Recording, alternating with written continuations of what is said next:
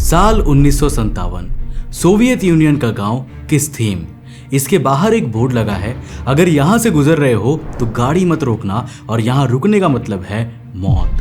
पर यह गांव हमेशा से ऐसा नहीं था, लेकिन 29 सितंबर 1957 की रात जब सब लोग अपने घरों में शांति से सो रहे थे, तब उन्हें एक तेज धमाके की आवाज आई और जब वे घरों से बाहर निकले तब उन्हें आसमान में एक आंख जैसा बवंडर और एक नारंगी चमकता हुआ बादल दिखाई दिया। पास ही में एक सरकारी फैक्ट्री थी, इसीलिए लोगों को लगा कि शायद ये एक साधारण आग लगने की घटना होगी, लेकिन उन्हें अंदाजा नहीं था कि इस गांव के सभी बूढ़े और बच्चे खड़े होकर जिस नारंगी बादल को देख रहे थे, वही आज रात से उनके भविष्य के हर दिन में दर्द और मौत लिखने वाला था, जिसका असर अगले ही दिन से इस गांव में दिखने लगा। रहस्यमयी तरीके से गांव के लोगों के बीच अजीब सी बीमारियां फैलने लगी। उन्हें तेज बुखार और सिर दर्द की शिकायत रहती, शरीर पर अजीब से धब्बे बन जाते और फिर उनकी मौत हो जाती। इसी के साथ गांव में नए बच्चों का जन्म होना भी कम हो गया और जो बच्चे पैदा भी होते हैं वे दिमागी और शारीरिक रूप से बहुत कमजोर हो जाते थे।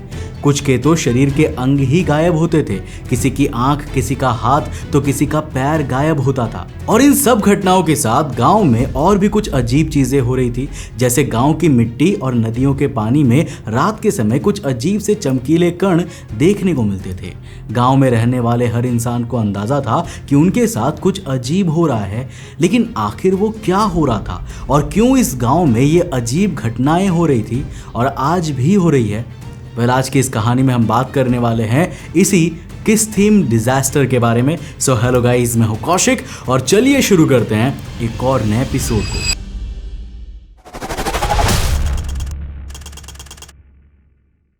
दोस्तों, वीडियो में आगे बढ़ने से पहले जिस तरह आप मेरे साथ YouTube पे कनेक्टेड हो, मैं चाहूंगा कि आप उसी तरह मेरे साथ Instagram पे भी जुड़ जाओ। यह है मेरा Instagram का user handle, link description box में जाके फॉलो कर लेना। घना कोहरा चारों ओर फैला हुआ था। रात के सन्नाटे में पहाड़ों के बीच से गुजरती एक पुरानी सड़क अपने आप में किसी रहस्य जैसी लगती थी। दूर दूर तक कोई भी आवाज नहीं थी, बस हवा की हल्की सी गूंज और टायरों के नीचे टूटती बर्फ की किरकिराहट।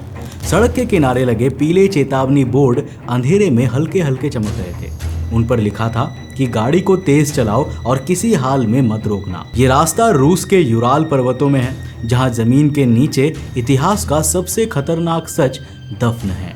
कहानी अब समय में पीछे जाती है। साल 1946 था, जब दुनिया दूसरे विश्व युद्ध से उभर ही रही थी और देश एक दूसरे से आगे निकलने की होड़ में थे।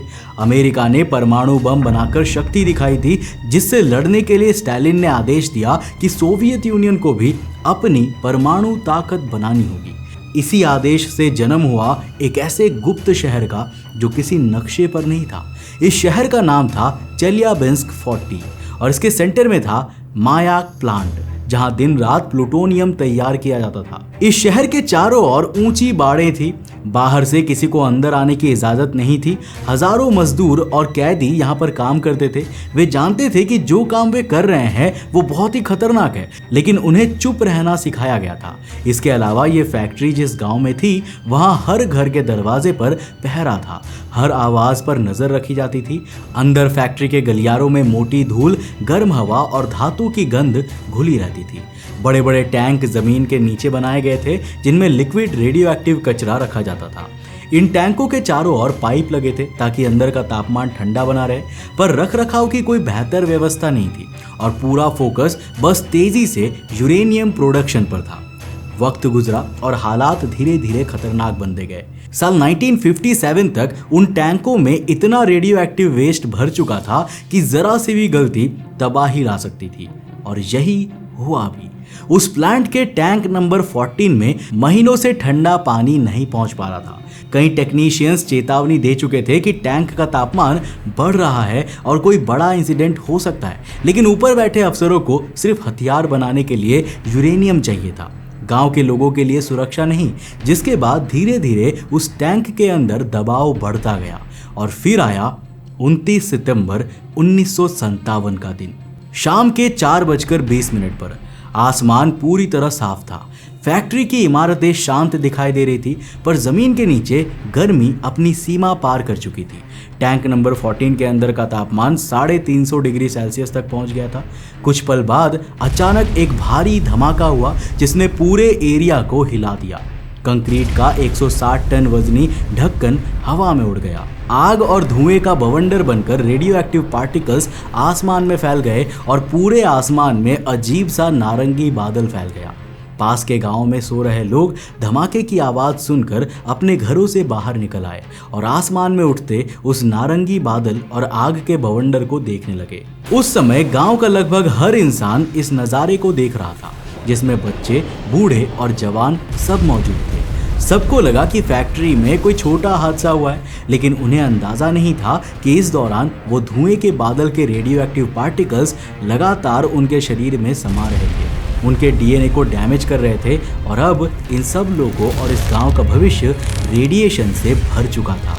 एक ऐसा रेडिएशन जो चेरनोबिल इंसिडेंट में फैले रेडिएशन लेवल से भी ज्यादा था। ऊपर से इस इंसिडेंट के समय आसमान में तेज हवाएं भी चल रही थी, जिन्होंने कुछ घंटों में इस रेडियो एक्टिव धूल के जहर को 300 किलोमीटर तक फैला दिया। हजारों गांव रातों रात सोते हुए ही इन रेडियो एक्टिव पार्टिकल्स के कांटेक्ट में आ गए। लेकिन इन सब में सबसे ज्यादा नुकसान हुआ किस्थीम विलेज को, क्योंकि अब यहाँ रहने वाले लोगों के साथ उनकी आने वाली पीढ़ियों के भविष्य में भी मौत और जानलेवा बीमारियां लिखी जा चुकी थी। और सबसे बड़ी बात, इस गांव में रहने वाले किसी भी इंसान को पता भी नहीं था कि आखिर हुआ क्या है। तो धमाके के तुरंत बाद फैक्ट्री के चारों ओर हड़कंप मच गया।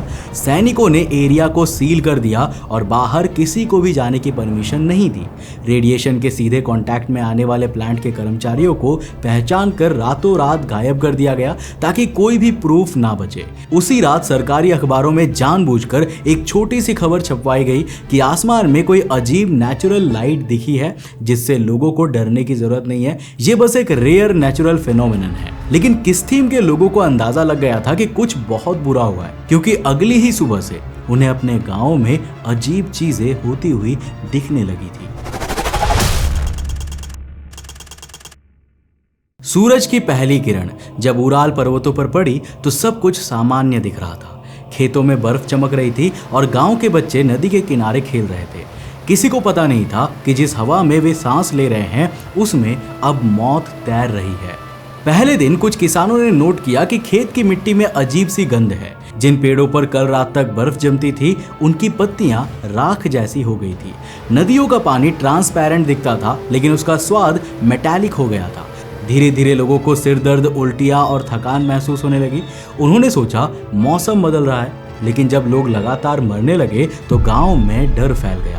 गांव के लोगों को अब भी बस यही लग रहा था कि इस गांव में शायद कोई बीमारी फैली है और यह उसी का असर है, पर असल में ये सब उनके शरीर, हवा और मिट्टी में मौजूद उन रेडियो एक्टिव पार्टिकल्स का असर था जो उस रात धमाके में इस गांव में फैल गए थे और अब लगातार इन लोगों को अपने रेडिएशन से मार रहे थे।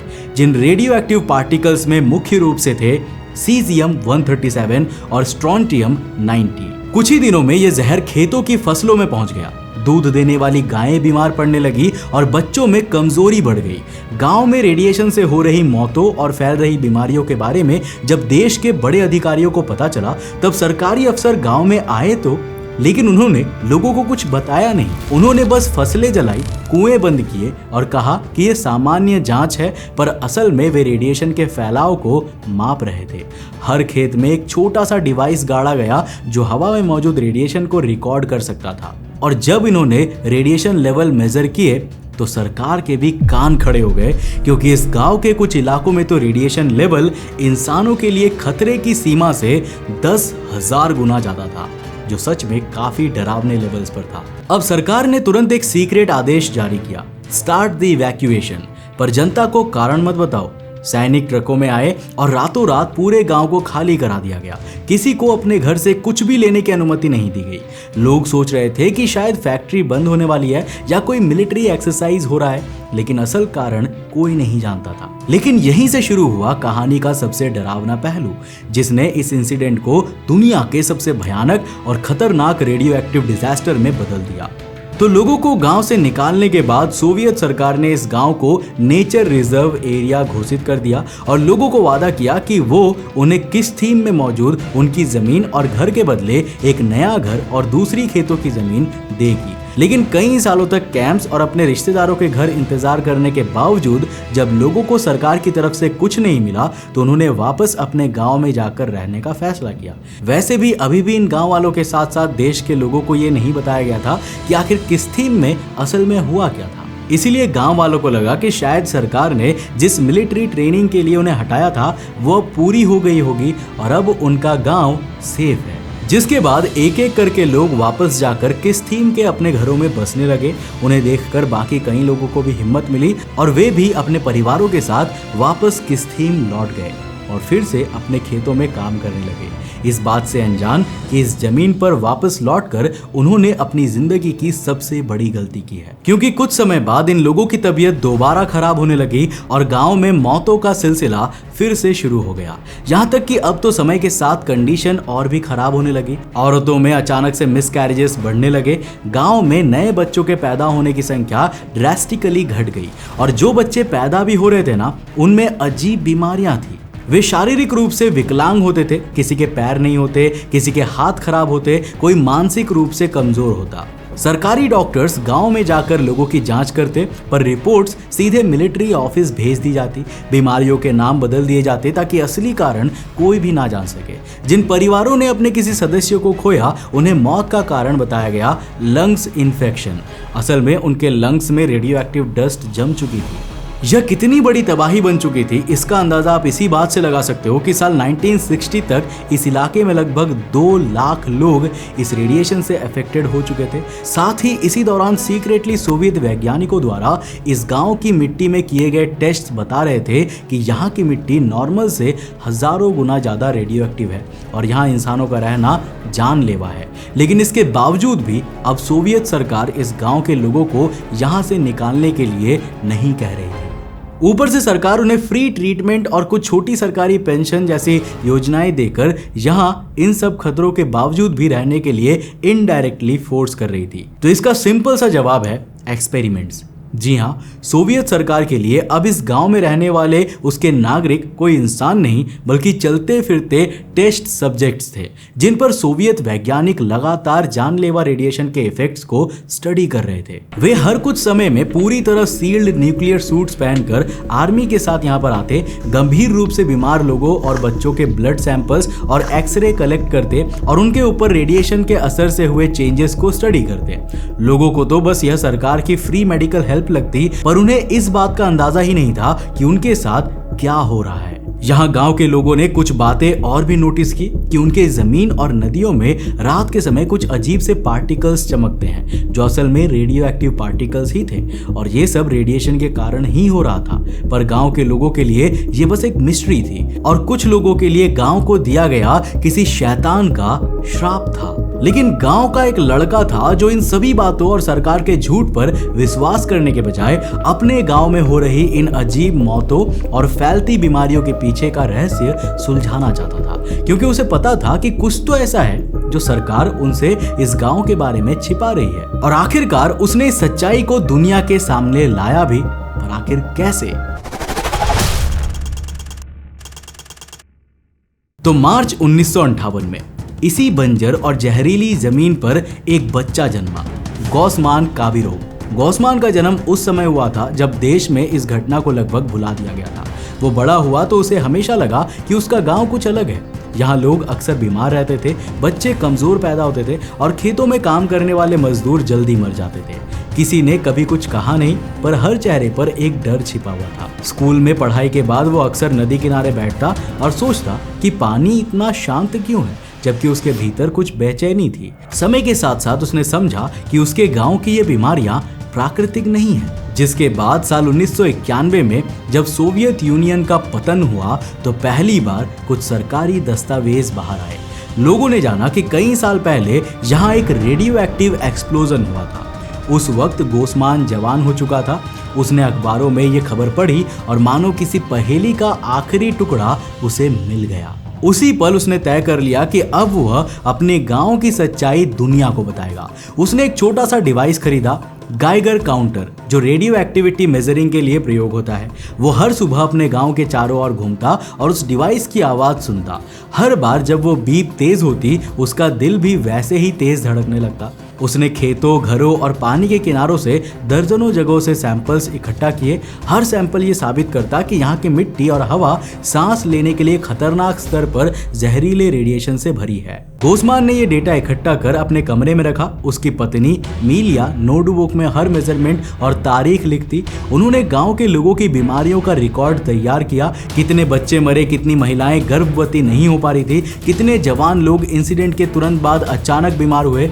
धीरे धीरे गोस्मान के पास अब एक डिटेल्ड रिपोर्ट बन चुकी थी और सरकार का छिपाया हुआ सच अब उसके सामने आ चुका था, जिसे अब बस वो दुनिया तक पहुंचाना चाहता था। इसके लिए साल 1996 में उन्होंने एक संगठन बनाया, टेका ग्रुप, जिसका नाम उस गांव में बहने वाली नदी पर रखा गया था, जिसके पानी में अब रेडियो एक्टिव वेस्ट और रेडियो एक्टिव पार्टिकल्स भरे थे। धीरे धीरे इन लोगों ने गांव के लोगों को भी इस इंसिडेंट और गांव में फैले रेडिएशन के बारे में अवेयर किया और उन्हें अपने ग्रुप में शामिल किया, ताकि सब मिलकर सरकार के खिलाफ आवाज उठा सके। उन्होंने सरकारी दफ्तरों को पत्र लिखे, रिपोर्ट्स भेजी और न्याय की मांग की, लेकिन जवाब आया खामोशी में। धीरे धीरे उन्हें निगरानी में रखा गया। सरकारी कर्मचारी उनके पीछे आने लगे और कई बार उन्हें धमकाया गया, लेकिन गोस्मान रुका नहीं। वक्त के साथ विदेशी वैज्ञानिक और जर्नलिस्ट को भी इन रिपोर्ट्स के बारे में पता चलने लगा और जब दुनिया ने इस इंसिडेंट पर ध्यान दिया तो उन्हें यकीन नहीं हुआ कि क्या कोई सरकार अपने ही लोगों के साथ ऐसा भी कर सकती है। जिसके बाद वर्ल्ड वाइड इन रिपोर्ट्स और स्टोरीज के आधार पर किस्थीम डिजास्टर नाम से कई आर्टिकल पब्लिश हुए। कई फॉरेन साइंटिस्ट खुद किस्थीम आए और अपनी रिसर्च यहाँ पर कंडक्ट की और सभी के रिजल्ट्स काफी डरावने थे। उन्हें यकीन नहीं हो रहा था कि इस जहरीली जमीन पर लोग रह रहे हैं। इसे देखते हुए कई इंटरनेशनल फोरम्स में तो रशिया के इस इलाके को लेवल 6 न्यूक्लियर डिजास्टर भी घोषित कर दिया गया। लेकिन सच्चाई दुनिया के सामने आने के बाद भी रशियन गवर्नमेंट का रवैया इस जगह और यहाँ के लोगों के लिए नहीं बदला। सरकार ने कुछ राहत योजनाएं शुरू की, लोगों को छोटे मुआवजे दिए, कुछ को नए घरों का वादा किया, पर यह सब कागजों में ही रह गया। जो लोग नई जगह भेजे गए वे ज्यादातर किस्थीम गांव से केवल कुछ किलोमीटर दूर डेंजरस रेडिएशन वाले जोन में ही थे और इसके बाद भी वही हुआ जो पहले हुआ था। दोबारा लोग सही सरकारी मदद और खेती के लिए नई जमीन ना मिलने पर अपने पुराने घरों में लौट गए, मानो अब उन्होंने रेडिएशन से भरे अपने गांव को ही अपना अंत मान लिया हो। वर्ल्ड हेल्थ ऑर्गेनाइजेशन और IAEA की स्टडी के मुताबिक आज भी यहाँ रहने वाले लोग हाई लेवल ऑफ रेडिएशन में रहते हैं, जिनसे कुछ हद तक यहाँ रहने वाले लोगों की बॉडी इम्यून हो चुकी है। लेकिन बाहर से यहाँ आने वाले लोगों के लिए रेडिएशन लेवल इतने ज़्यादा है कि वो उन्हें जानलेवा कैंसर तक दे सकते हैं। आज भी इस गांव में रेडियो एक्टिव बीमारी और कैंसर एक बड़ी प्रॉब्लम है। वैसे आपको जानकर हैरानी होगी कि भारत में भी एक गांव है जहां कहा जाता है कि रेडिएशन लेवल के कारण वहां बच्चे विकलांग होते हैं और लोगों के बीच रेडिएशन के कारण कई अनोखी बीमारियां फैली हुई है। और ये जगह है झारखंड का जादूगोड़ा गांव, जहां सतह के ऊपर पूरा गांव बसा है और जमीन के नीचे बड़े पैमाने पर यूरेनियम माइनिंग होती है। और अगर आप चाहते हो कि अगले वीडियो में हम उस गांव में यूरेनियम माइनिंग से गांव के लोगों पर होने वाले रेडिएशन के खतरनाक इफेक्ट्स पर एक डिटेल्ड एपिसोड बनाए तो आप मुझे नीचे कमेंट सेक्शन में लिखकर बता सकते हो। अगर इस वीडियो में 2000 से ज़्यादा कमेंट्स आ गए तो मैं डेफिनेटली इस पर एक डिटेल्ड वीडियो बनाऊंगा। अगर वीडियो पसंद आया और कुछ नया सीखने को मिला तो इस वीडियो को लाइक करने के साथ साथ अपने दोस्तों के साथ जरूर शेयर करना। अगर आप नए इस चैनल पे तो इस चैनल को सब्सक्राइब करने के साथ साथ नोटिफिकेशन बेल ऑन कर देना। और अगर आपको ये वीडियो पसंद आए ना तो मैं आपको रिकमेंड करूंगा कि आप अगली वीडियो इसे जाकर जरूर देखना, जिसमें हमने बात किया है जब अमेरिका ने एक आर्टिफिशियल सन को आसमान में बना दिया था। एक ऐसा टाइम पीरियड था जब अमेरिका आसमान में एक आर्टिफिशियल सन क्रिएट कर रहा था, लेकिन आखिर वो ऐसा कर कैसे रहा था और आखिर वो असलियत में क्या था, जानने के लिए इस वीडियो को जाकर देखना बहुत ही इंटरेस्टिंग है। मैं मिलता हूं आपको नेक्स्ट एपिसोड के साथ, तब तक के लिए बाय।